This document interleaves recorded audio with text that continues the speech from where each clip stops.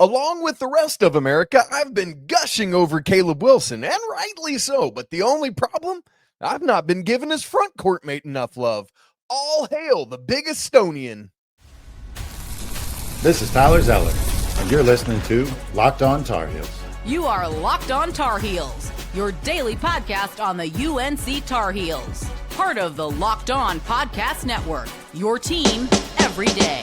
Hey there, what's up? It's Monday, November 24th, 2025. Happy Feast Week. Bring on the college basketball. Welcome into the Locked On Tar Heels podcast, the only daily North Carolina show out there. I'm your host, Isaac Schade. You've joined me at the place to get your Tar Heels content every single day. It's all part of the Locked On Podcast Network, the number one sports podcast network there is. Thanks for making us your first listener watch to get your Monday going the right way. And I want to give a special shout out to our everydayers, all the members of the Locked On Tar Heels Discord, and of course our insiders as well. Great to be together on this Monday ahead of Thanksgiving. This episode's brought to you by Game Time. Download the app, create an account, and use code LOCKEDONCollege for $20 off your first purchase. Hey, here's where we're headed today on the show. Carolina going to be down in Fort Myers this week for the Fort Myers tip-off, playing tomorrow and Thursday, Saint Bonaventure, Michigan State. We'll get you ready for all those games. Lots of great stuff, a crossover with Locked On Michigan State host Matt Sheehan, all sorts of stuff like that. But today, I want to just have a little bit of a Henri Veesaar love fest. Just shower this dude with praise because he deserves it. We'll wrap up the Duke-Carolina football game from the weekend. 4 quarters recap. We'll have our Shady stat of the game. Bada bing, bada boom with that. We will have a quick look ahead to NC State, and we'll talk about in the third segment that the ACC is an absolute dumpster fire in football right now. It just continues on, and we'll have our weekend whip around. All of that coming up here on your Monday edition of Locked On Tar Heels. Let's go. We've talked so much about Caleb Wilson already this season, and for good reason. We expected him to be good, and he's been light years better than that expectation. So understandably, that's where we've gone first, second, and always. But what I kind of realized over the weekend is I was just thinking through this team and processing what they're going to do in this 4-game stretch they've got upcoming, is that in so doing with Wilson, I've not stopped to give enough praise and enough love to his front court mate, the big Estonian, I like to call him, Henri Veesaar. I want to take us back. It's raining. All of a sudden, I hear rain outside. I didn't know that was good. Good thing I got up on the roof and did my Christmas lights earlier today. Oh, hey-oh. Anyway, just a year ago, I'm just squirrel. You know, that happens to me sometimes. I love what we do, and I just enjoy talking with all of you. So there you go. Anyway, just a year ago, rewind the clock to the Maui Invitational, and we are bemoaning the loss of Armando Bacot and the lack of replacing him. And boy, did that rear its ugly head in Vegas, or excuse me, in Maui. I was thinking about Players Era Festival going on at Vegas this week in Maui, where Carolina was able to beat Dayton after kind of a miraculous comeback, got beat by Auburn pretty handily, and then nearly beat Michigan State, was like an Elliott Cadeau layup shy of it. Boy, think of how much, Caleb Wilson aside, how much would have Henri Veesaar mattered and helped in Maui last year, right? Like just that role, Henri Veesaar or somebody, right? And here we are, right? Where the staff last year was either content with the combination of Jalen Washington and Van Allen Lubin, which was a miss, or they just simply got beat out in every major big man recruitment. Either way, it was a bad look because we could all see it coming. But then this offseason, they rectified that in a major way. Went out and got their guy early in the portal process. Didn't wait around. If there was going to be critique for portal misses, which, you know, there have been some of those, then there needs to be equal praise for portal wins, of which Henri Veesaar is clearly one, right? So, yeah, if you want to judge the staff for their misses in the portal, you better be like applauding everything they did to get Henri Veesaar in. And particularly for being able to see it with a player that hadn't been getting starters minutes in Henri Veesaar, particularly with the player where whom you saw some production, but you hadn't seen it sustained, consistent, season long or multiple seasons long. The staff had to project, and Jim Tanner, the GM, had to project what Henri Veesaar would be. And we saw, again, glimpses of it, but my goodness, what a job by them to go figure that out and get him. And so far, he has been, similar to Caleb Wilson, more than up to the task of holding his own as the 5. Is he a traditional Carolina 5 that's going to bang and big rebound all the time? No. But he's had his double-doubles, and he's doing enough, and he's energetic, and there's all of that. And I do believe, were it not for Caleb Wilson's massive long shadow, we'd be hearing about and talking about a ton more about this guy, Henri Veesaar. Let me remind you of what he's done so far this season. He's averaging through 5 games, 14.8 points. Let's round that to 15. 7.8 rebounds. Let's round that to 8. So 15 and 8 and 2 blocks a game. 15, 8, and 2. If I had offered you that preseason, you would have taken that in a big hurry. Now, find me after this 4-game stretch of Saint Bonaventure, Michigan State, Kentucky, and Georgetown, and we'll see what the averages are then. But right now, double figures in every game for Henri Veesaar. At least 1 block in every game for Henri Veesaar. And by the way, he's doing that while shooting 64.3% from the field, a career high for him, on 8.4 attempts from the field, a career high for him. If the season ended today, right now, here, he would be tied, Henri Veesaar would be, with Julius Peppers for the 10th best single-season field goal percentage in Carolina history. Obviously, the season doesn't end today, and it could fluctuate, and it probably will come down some as the season goes along. But my goodness, if I offered you all of that, you would have taken it in a quick hurry, because Henri Veesaar is being efficient, all of this. By the way, Caleb's field goal percentage right now would be tied for the 5th best in single season Carolina history. Henri has not fouled out yet. Heck, he hasn't even gotten to 4 fouls in a game yet. And of the 5 games, he's only gotten to 2 first half fouls once. And that was in like the NC Central game. So, okay, fine, whatever. I love that while he can shoot from the outside, he's not forcing threes. Through 5 games, he's taken 9, so just shy of 2 3-point attempts a game. But he's hit 4 of those 9, 44.4%. As long as he's making them and he's a threat, that matters. Another thing that Henry's been able to do so well is play more minutes than I thought he would be able to sustain, knowing especially that neither, to this point, Zayden High nor James Brown have been consistently reliable backups. They've both had some minutes, and hopefully that'll come together as the season goes along. But right now, it's got to be chiefly Henri. And he hasn't had to play a ton of minutes in a lot of games. He played 31 against Navy. That was the second time he's crossed 30. But in the Kansas game, when he was critically needed so much more, played 38. Is that sustainable season long? No, not for anybody. But he was able to do it in a big time matchup, and that matters. And the interesting thing, I said, were it not for Caleb Wilson and his shadow, we'd be talking so much more about Henri Veesaar. But as I think about it, this is a symbiotic relationship between the two of them, because all the attention paid to Caleb Wilson clearly makes life easier for Henri Veesaar and vice versa. And so I think what Caleb's doing to help Henri, because of what he does on the floor, I think is making Henri all the more effective. And I think because of Henry's ability to stretch, because of his rim size and all sorts of stuff, that it makes Caleb Wilson's life easier. This is definitely a mutually beneficial relationship for this front court. And I love it. I absolutely love it. And all of that is leading to some draft buzz for Henri Veesaar. When you start going to look around the NBA draft big boards, that kind of thing, while Caleb Wilson is looking every bit the part of a lottery pick, and that's probably short selling it right now because literally every mock draft I've looked at, the lowest Caleb Wilson is right now is 5. I've seen him as high as 3. But Henri Veesaar has started to garner his own draft buzz.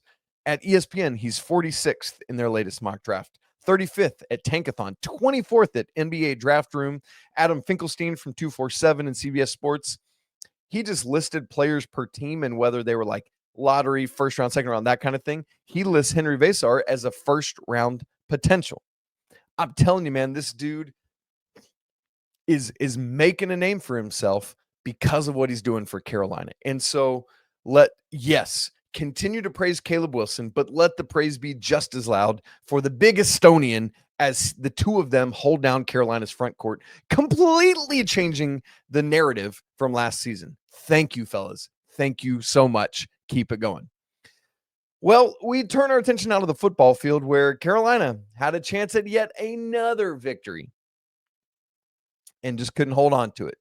Faked right out of their pads. We'll talk about that in the four quarters, recap coming up in just a second.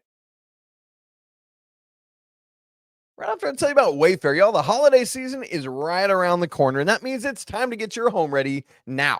Whether you need more seating for guests, whether you need cozy new linens, whether you need some fun new serveware for hosting the holidays, Wayfair's Black Friday sale is here to help you make your space shine. And the best part, you ain't got to wait.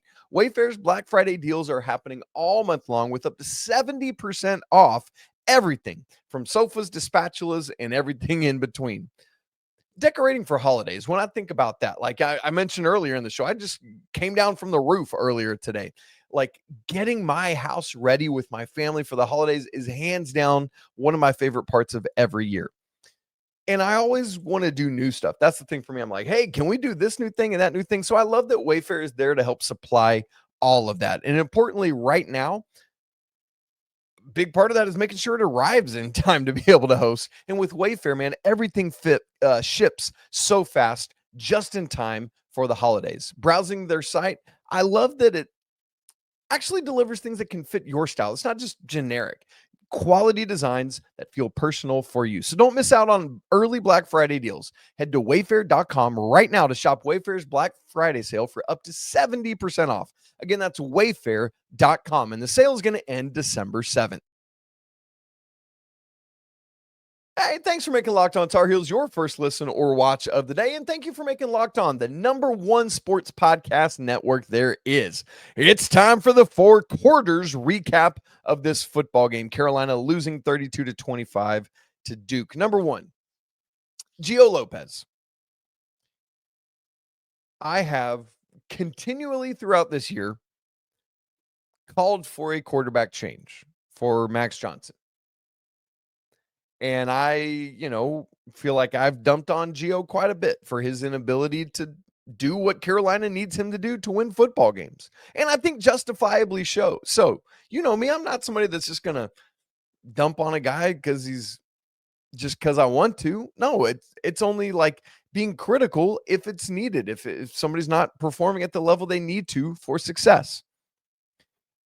And so in the same breath that I'm going to do that, I want to praise Gio when he's deserving of praise. And man, had a great first drive, picked up several third downs. But after that, there were back-to-back 3-and-outs. And I was like, oh my goodness, here we go again. A great and successful first drive for Carolina, and then just sputters. Immediately sputters. Gio continued to be slow on delivering the ball, needing to get the ball out quicker, make quicker reads. All the regular stuff that we've talked about this year. But there was that field goal drive that probably could have been a touchdown drive, if not for a call. The silliness. I guess I can't blame that on the refs. It was a good call. The ineligible downfield call was that one, now that I remember it. But then, so orchestrated a nice drive there, orchestrated 2 great drives in the second half to get the touchdowns to take the lead by a point. In totality, Gio missed just 6 passes out of his 27, 21-27 for another 200-yard day, 204. I thought he utilized his legs more in this game, and that's something that we just haven't seen out of him that we were promised and told he was going to do. Great to see it. So I think, yes, there were moments that of the regular what we've seen this year, but there were a lot of really good moments from Gio in this game. So I just wanted to be able to praise him for that. Number 2, 4 quarters recap. Rece Verhoff continues to be an absolute weapon for Carolina. Obviously, last week had that 57-yarder against Wake going into halftime. That was crazy. And then this week, 49 yards. I mean, cool, calm, and collected, looked great on the kick. He has been a great pickup, a great weapon. I just hate that it's been wasted on the season that it's been, right? Like, that's a bummer. It is what it is, though. Number 3, explosive plays. At Stat Broadcast, it labels big plays everything that is 15 yards or more of a pass play and 10 yards or more of a running play. And Carolina, understandably, has had trouble stacking those big plays up this season. I've been calling for, I've been begging for, I've been asking for, just take shots, man. Just take shots. Even if they miss, you're not going to win going up and down the field with 15 play drives all night. It's just not going to work. And in this game, by that Stat Broadcast definition, there were 14 big plays, 8 passing yards of 15, or excuse me, 8 passing plays of 15 or more yards, and 6 rushing plays that went for 10 or more yards, for a total of 14. 2 of those 14, one of each type, went for touchdowns. There you go. It's not just about explosive plays. It's about Carolina's been struggling in the red zone, so you might have to do it from further out. Again, I love the completion of these plays. I love seeing them come to fruition, but I love that Carolina said, hey, we're going to take some shots, and then they did. That's critical. It makes me really happy. Number 4, y'all would hang me up if we didn't talk about, I should hang myself up if we didn't talk about the penalties here, because clearly a key storyline coming out of this football game. Carolina penalized 12 times for 103 yards, at least the ones that were accepted. And, you know, we detailed those on our live postcast. If you missed that, go back and check it out. I'm not going to rehash them all, other than a bunch of them at poorly executed time, just critical times that hamstrung the Tar Heels. And the good news is that Carolina has done so well with it throughout the majority of the season. But as you look back at the penalties and penalty yardage lately, this is now the second time in the last 3 games, the other one being Stanford, where Carolina has been penalized 10 or more times in a game. And for a team and a coaching staff that prides itself on disciplined football, that's not going to cut it. So that's got to be cleaned up this week at NC State. And then you got a whole offseason after that, because it's over now. Literally, there is no hope of anything beyond NC State. So you got a whole offseason to work cleaning up those penalties, whether it's through action or lack of action, or through just losing yourself mentally. Like, that simply cannot happen. I get it. Sometimes you're going to jump offside. Sometimes you're going to have a false start or a missed alignment or whatever it is. But just the boneheaded, retaliatory, unsportsmanlike, like, no, get that crap out of here. So there you go. There's the 4 quarters recap. Nice day for Gio Lopez. Rece Verhoff continues to be a weapon. Explosive plays, we saw more of them. And the penalties, man, just too much to overcome. All right, now we got to get to our Shady stat of the game. Big shouts to my son, Pax, for letting me rock his wild Dude Perfect sunglasses here. I almost defaulted to the penalties here just because they were such a big deal for the Shady stat of the game. But I'm actually going to go with the 4th down conversions. My goodness. Duke's 4th down conversions, where they were 5 of 6 in this game. And here's the thing. Of the 5 successful 4th down conversions, all 5 of them were drives in which NC State, I'm getting ahead of myself, in which Duke scored a touchdown. On the first drive of the game, they completed a 4th and 3. It was a pass. Later in the drive, a 4th and 1, that Castle kid, good grief, he's a beast, a battering ram, rushed for 6 on 4th and 1 and then scored 2 plays later. All that was the same drive. The third one, a Darian Mensah keeper on 4th and 7 for 13 yards. A touchdown later in the drive that made it 24-10. Fast forwarding then, it's another 4th and 1. And it's funny because this is the one time that Duke tried to get cute and Carolina snuffed it out and dropped him like an 11-yard loss. So that was great. But then on Duke's final drive of the game, they complete another 4th and 7, excuse me. And then the one that we're all going to remember is the 4th and 3 at the Carolina 27, the fake field goal executed to perfection. I still don't know how that dude didn't get in, but he didn't. Great hustle, great resolve to track him down. But then Duke scores literally on the next play. So again, 5 of 6 on 4th down conversions. All 5 successful 4th down conversions were part of a drive that resulted in a touchdown. That's not winning football. Good on Manny Diaz for calling it, scheming it up, and making it happen. But man, that's tough. And that's why that's the shady stat of the game. So what now? Here's kind of the rallying cry. NC State this coming Saturday night at 7:30 Eastern. It's on ACC Network. North Carolina now is mathematically going to have a losing record, mathematically cannot become bowl eligible. NC State already is bowl eligible, right at 6 wins. So, they're not really playing for anything here. Neither is North Carolina, except playing to beat the ever-living tar out of each other, right? To just smash each other because it's Carolina and it's NC State. And so, yeah, you got something to play for. Maybe not something that alters what your record looks like all that much. But my goodness, these last 2 games are why you sign up to play Carolina football, to beat Duke and to beat NC State and to do it consistently. The problem is, in this one, Carolina has lost 4 straight to NC State. At some point, man, you got to change that narrative. Carolina opens as a 7.5-point underdog at FanDuel. That's got to change. Carolina's got to go over there to Raleigh and win this football game on Saturday. Because usually you get to use your bowl game to be the thing that sends you off with a little extra practice and a little extra opportunity. There is not that this year. So this game is that chance to win it, to throw caution to the wind, because what have you got to lose? And just go ball out. That's what we got to see on Saturday.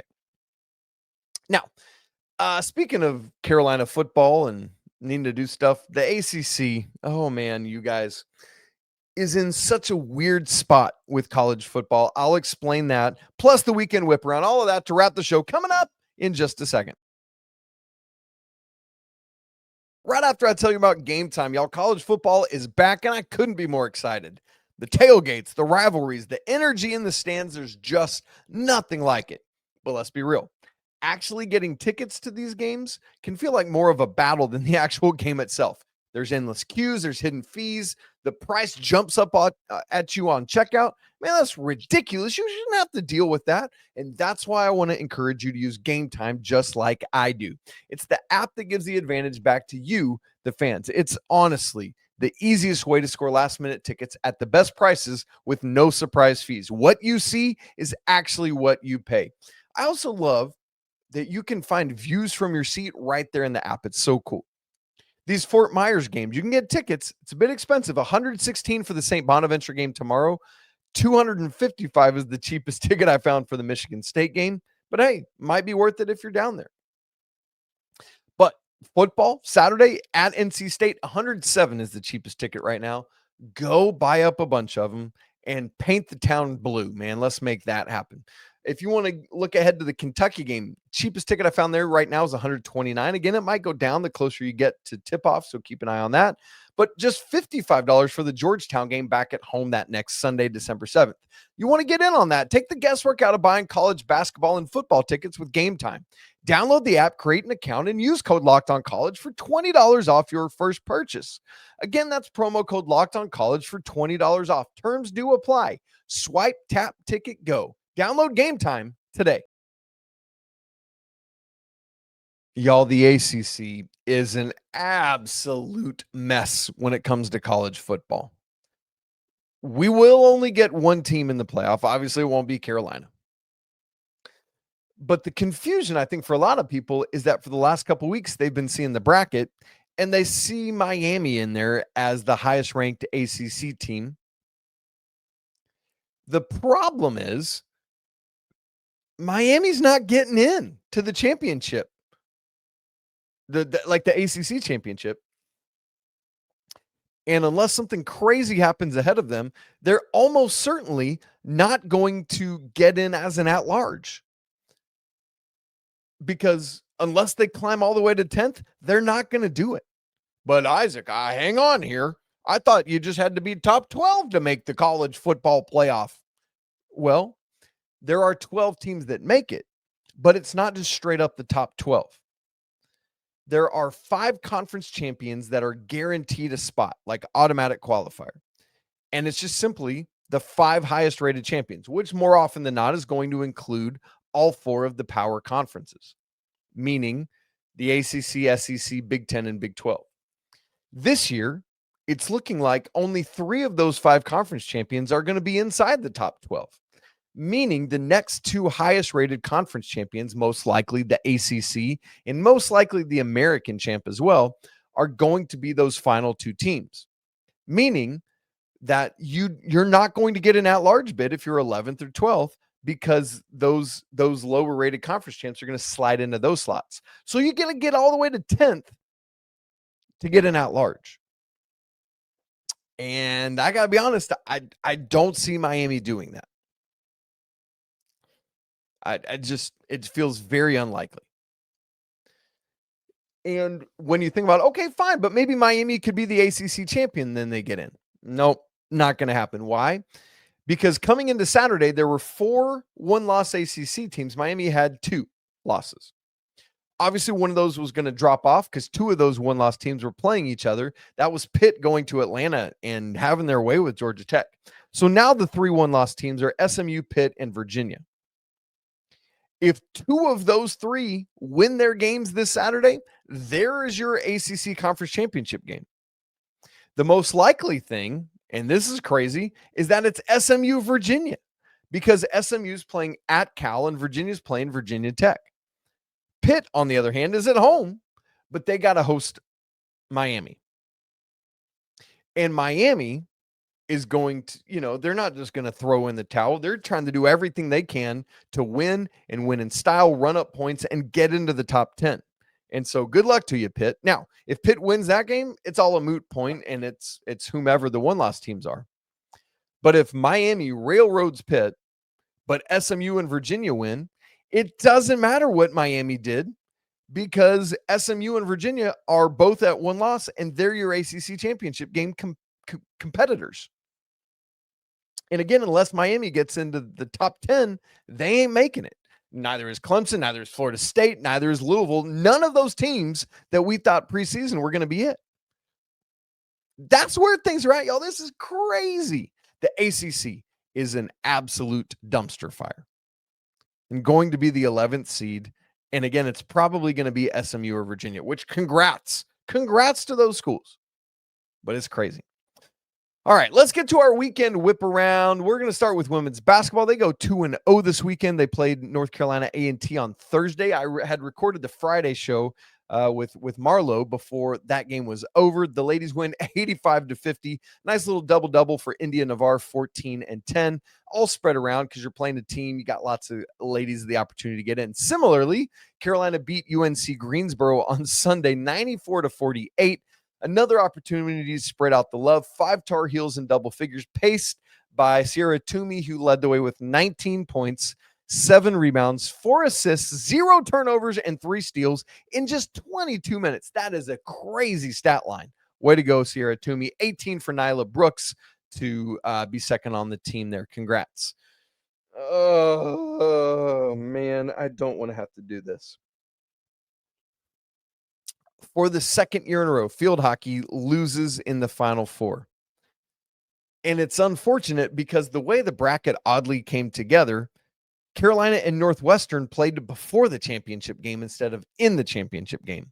So this semifinal on Friday was the de facto national championship game. With all due respect, I don't even know who was on the other side of the bracket. Carolina jumps out to a 2-0 lead things are looking great in the first quarter. And then they kind of trade a few goals. Carolina's up 3-1, but ultimately Northwestern comes back to tie it up, and then they tie it up with just over a minute left in regulation. 70 more seconds, whatever it was. Carolina's on to the national championship game. But no, Northwestern ties it up, and then they get the goal in overtime, and that's it, and that's all. I mean, it's as quick as that, you know? So, I hate it for these ladies. Women's soccer wins again.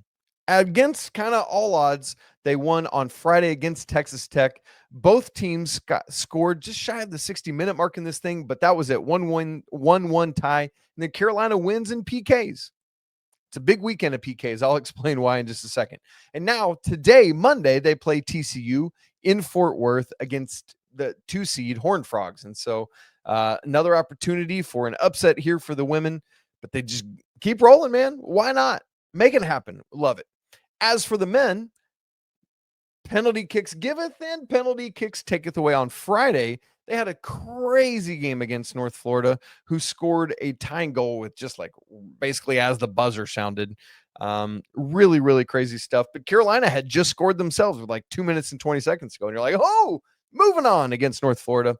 And then nothing in overtime, went all the way to penalty kicks. Carolina needed till the 7th penalty kick to win this thing. Unfortunately, they went to penalty kicks again on Sunday against Maryland, and this time came out on the wrong end of it. So the men's soccer season is now officially and unfortunately over. Volleyball, tough weekend down in Florida. The ladies lose Friday to Florida State 3-1, and then the number 14 in the nation, Miami, on Sunday got swept in that one. Tough. But now the ladies are back in action for the final week of the regular season at Virginia on Wednesday, and then hosting Miami this weekend for a shot at redemption back in the friendly confines of Carmichael. We'll see if they can do it. Cross country national championship was this weekend. The women finished 11th. Vera Schoberg finished as 8th in the nation, earning her All-American honors and the first top 10 finish for the Lady Heels since 2008. Great job, Vera. Proud of you. And the men finished 28th in this event.